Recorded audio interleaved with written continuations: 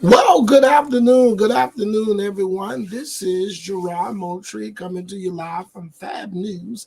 As always, we have the latest here, and we always try our best to give you all of the news that is going on in the city. Here with me today, we have a young lady with me today who have been racially profiled in Johnsonville, South Carolina, and we are certainly going to talk to her momentarily, and she's going to share with us exactly what happened in her experience on the racial profile. As many of you know, in our show, everybody is innocent until proven guilty. We're not the judge, we're not the jury, and we're just here to report the news that is going on. And so, with me today, we have Amanda Williams, I understand is her name, and I am going to bring her on the show with us today. First of all, I want to say good afternoon, Miss Amanda. How are you doing today? Good afternoon. I'm fine. I am sorry that we had to meet on these occasions, but nevertheless, we're here. Um, they shared your story with me, and I want you to be able to tell the public your story firsthand. So, can you tell us exactly what happened on this afternoon when you allegedly was racially profiled? Sure. Okay, so what happened is I went to the Circle K in Johnsonville. I purchased two beers and $10 worth of gas. In front of me it was a Caucasian man.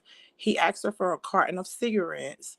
So she gave him the carton of cigarettes. Then he asked for a ticket. The lottery ticket was $10. She rung him up for that. So he left. When I got there, I placed the beer in the Coca-Cola that I had on the counter, and I told her I wanted $10 worth of gas. So she asked me, did I have ID? I say, sure. Then when I hand her my ID, I said, well, you didn't ask him for ID. He purchased a carton of cigarettes. So what's the difference between he and I? She said, because you asked, he's a regular. I said, a regular, huh? But you was just saying sir to him.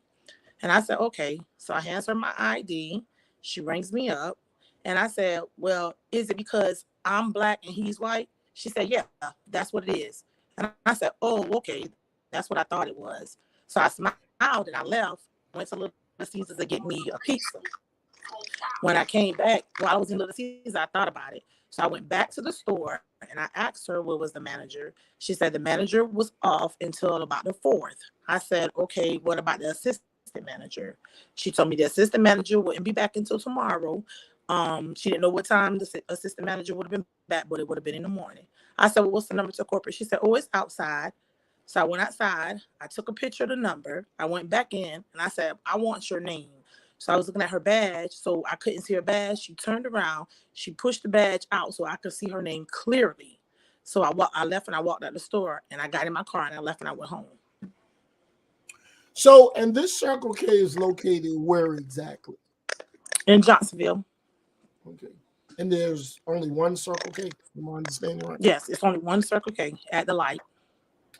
So, and from the viewers, you've heard it firsthand. I will say this: I did.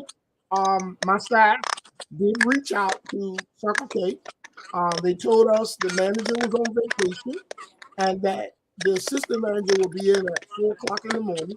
And it is our plans to reach out to corporate as well as to reach out to the assistant manager to see exactly how are they going to handle this situation. Now, as always, I tell everybody this is Miss Williams' side of the story, and there's always two sides of the story. I wasn't there, you wasn't there. I'm not here to judge the story. I'm here to only shed light on what the viewers share with me. So once again, you've heard it right here firsthand from Miss Amanda Williams from Hemingway, South Carolina, who tells us that at Circle K she was racially profiled. So one more time, Miss Amanda, I see the viewers just came on. I want you to just repeat your story one more time.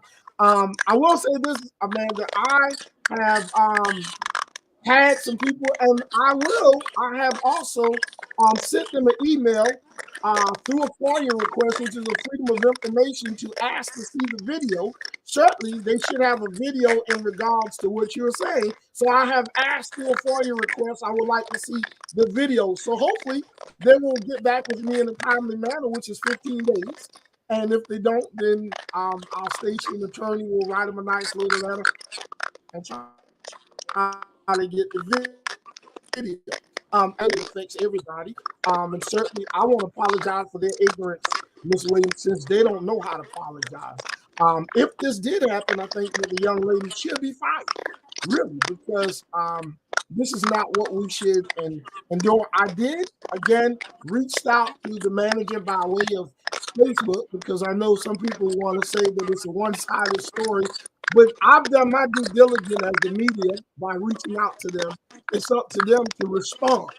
So again, I want you to just tell the people again, once again, what exactly happened on today. Well, it's just basically that it was a Caucasian man in the front of me, and he bought some cigarettes. He wasn't asked for his identification. I was told he wasn't asked because he's a regular. I bought 2 beers, paid for $10 gas and a Coca-Cola. I was asked for my identification. When I questioned the lady, asked her what was the difference between me and the Caucasian man, she told me he was a regular. Then I said, well, is it he's a regular or is it because I'm black and he's white? She said, yeah, that's what it is. So I will tell you that I also did reach out to South Carolina law enforcement who was SLED, and it is the law in South Carolina that everyone must be ID'd, whether they're regular or whether they're irregular. If they come in 10 times a day, you still must ID them. So again, I wasn't there. You've heard it right here from Fab as always. We try to keep you updated with the news, and tomorrow I will be meeting with Ms. Williams, and we will attempt to try to get an interview, preferably from the assistant manager. Hopefully, she will talk with us. As always, thank you so much for joining Fab News. Right here live in the studio is Amanda Williams from Hemingway, South Carolina.